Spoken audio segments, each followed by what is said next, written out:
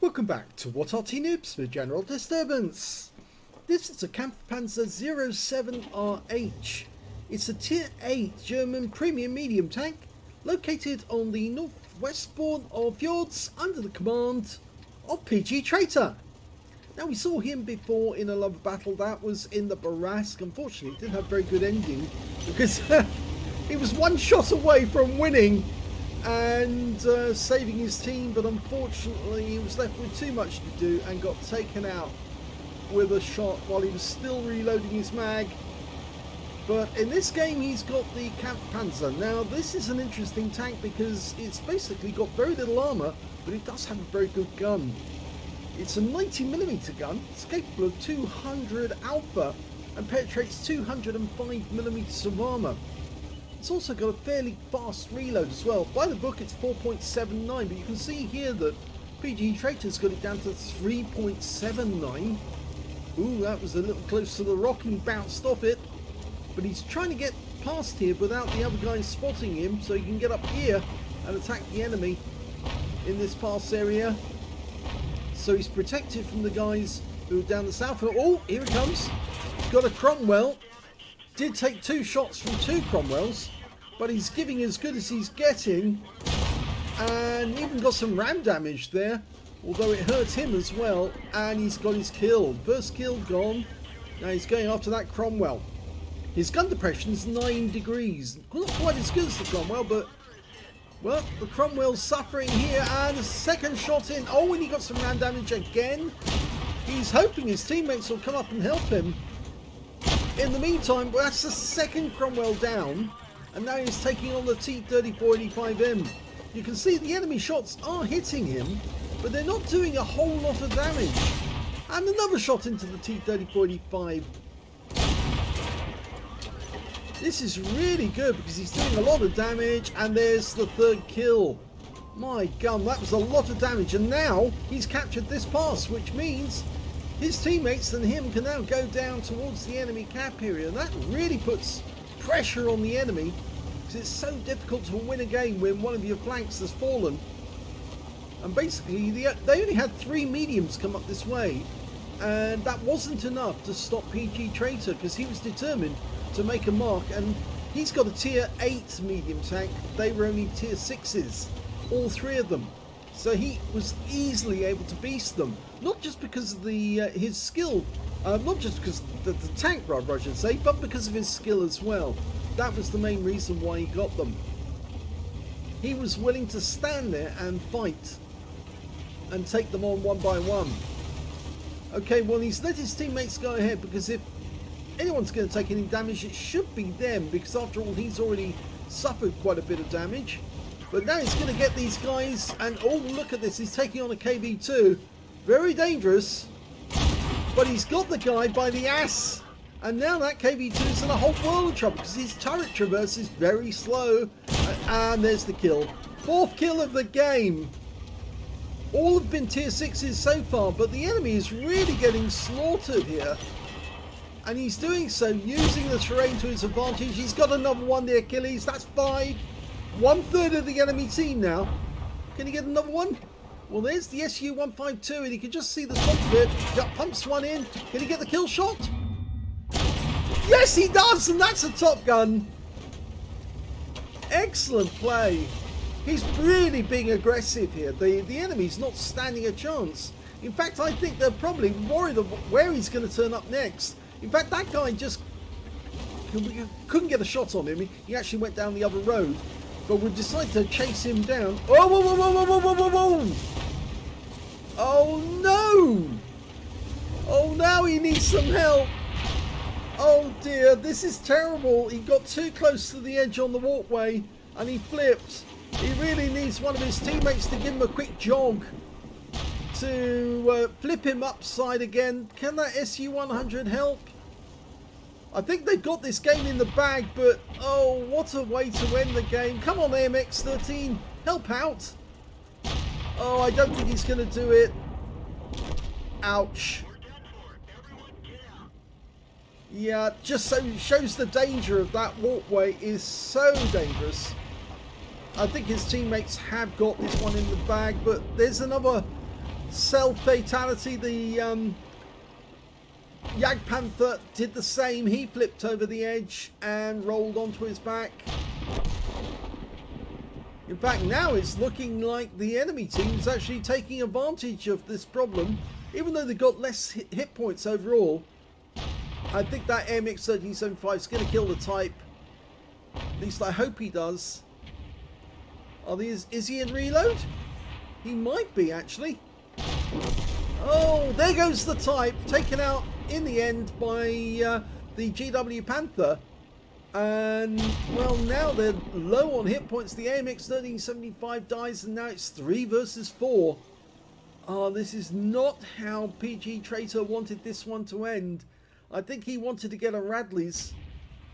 Absolutely do them. In fact, somebody was saying, no, shit happens. Yes, it does. Sometimes you flip and you go over the edge. My answer to this one is never go near that edge on that walkway if you can help it, because it's just too easy to flip over. And if you do look like you're going to flip over, just try and traverse the vehicle so that when it does go over the edge, you go down rear end first or front end first, and therefore there's no sideways element to actually roll you. But he's well, he's being shoved out of the way there by a T-44. We can't see where they are now, but the Leo's going after the P-43 turn. He should get him. He does. The question is, that Leo's going to come up against the T-44 very shortly. There's the T-44. Looks like he's turning round now. Which guns he got? Probably got the 85mm. That looks like an 85mm rather than the 100mm gun. You can never tell. Well, the C-44 just took a huge 122mm. Was it? No, it was a 13cm hit from the SU-130PM. Don't go over the edge.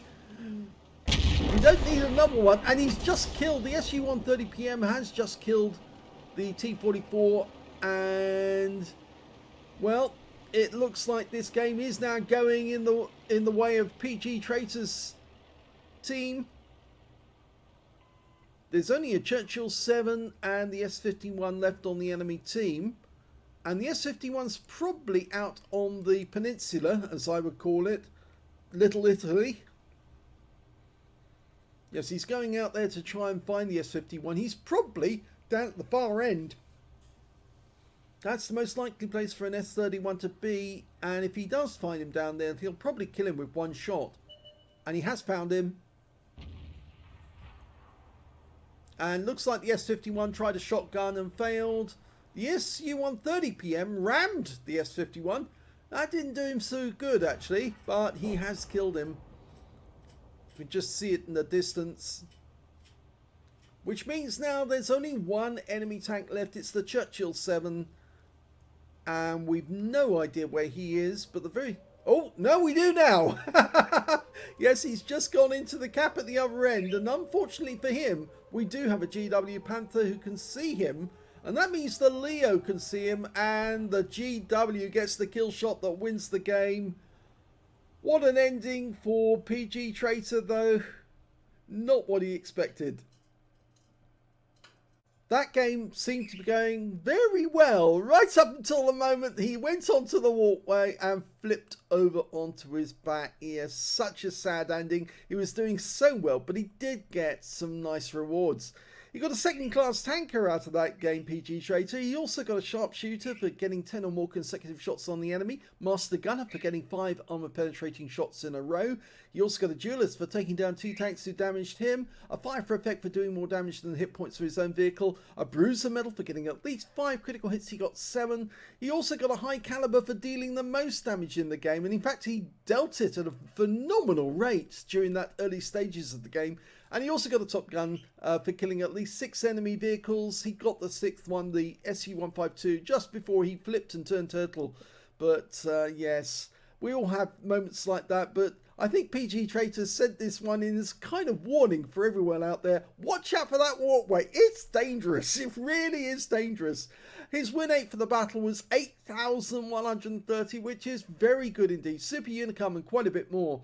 And had he actually had a chance, I think he would have had a Radley's no problem. In fact, he probably would have gone for a Pools medal if he had the chance, because he certainly did have the chance. He was being so aggressive with the enemy, and even though he was losing hit points, he could have so easily taken it all the way to 10 kills.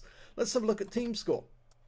Highest damage was 3,400 hit points. The next highest to him was the Skoda T56 on the enemy team. Basically sort of his opposite number, you might say, in premium tanks. 3,186 to him. And then the next highest after that was the Type 59 on the enemy team with 2,370 hit points. When it came to kills, yep, PGTraitor had the highest number of those. 6 kills went to him, 2/5 to the enemy team. 3 kills went to the SU-130PM, the Type 59, the P43 and the T44 on the enemy team. And when it came to base XP, yeah, he's got that one as well. Even though he died basically halfway through the battle, you might say, 1,240 went to PGTraitor, 870 went to the SU-130PM. So you can see how far above the SU-130 he was in his skill and what he was doing. And 813 went to the Porlag tank. He fired 20 rounds. That's all he got the chance to fire, but he got 19 direct hits on the enemy and 18 penetrations. Just goes to show that 90mm gun on this Kampfpanzer 07RH is actually quite good. It's got a fast fire rate, lots of damage very, very quickly. 340 hit points of damage, all of it done at close range. 16 hits received from the enemy. Only 6 of them actually penetrated, and that's somewhat surprising for a tank that doesn't really have very good armor. 10 non-penetrations, most of those shots actually hit the tracks, and 1,870 hit points of damage blocked by armor. He spotted 5 enemy vehicles, 6 enemy vehicles were damaged, 6 were killed, 326 hit points of damage assistance. On a premium count, he earned 104,693 credits to the game, 52,346 from personal reserves, a total of 157,039 credits altogether, and after repair, ammunition, resupply and consumables, took away a profit of 110,898 credits. He got 1,860 XP, times 2 for the first victory, 186 for this being a premium vehicle, and 1,860 from personal reserves. Took away 5,766 experience points altogether. So let's have a look at the armor from this beast. Yeah, it's basically in many ways like the Leopard in its hull. That's what you're actually using, is a Leopard hull with a very good gun, with an oscillating gun on top. You can see the lower plate is 115mm. It's not canted such a high angle, but it's kind of like the Leopard on the angling. Front upper plate is 115 again, comes out at 174. That's why the enemy were having so much difficulty trying to penetrate his front, because it is fairly well armoured. But the turret is not so well armoured, 80mm. But remember, it's basically an oscillating turret, so that's basically a gun shield, and the rest of the turret's below that. The sides of the vehicle are fairly weak, 75mm there, and same down below here, all the way to the back, and at the back there. Back of the vehicle, you can see it's only 25mm. The turret, again, 60mm. It's fairly easy to pen at the rear. Really the best thing about this tank is that angled front and the front of the turret, I suppose. And if you can keep your front to the enemy, more than likely their shells are going to bounce off that good armor. It's basically a very well angled hull. And I'd love to give you the modules, but I'm afraid they've not shared the modules list with anyone from Armoured Inspectors. So we don't know where the modules are, but we can take a guess, and I'm going to do that for you just to see if I can help in any way. And the way I'll take the guess is I'll take a Leopard hull and see if that's the Leopard 1BB, and see if we can check out the Leopard and see what that looks like in the hull, because of course that will be basically a match for the Kampfpanzer 07RH in terms of module layout, or should be. It's just taking it a little while to come up, but it should come up.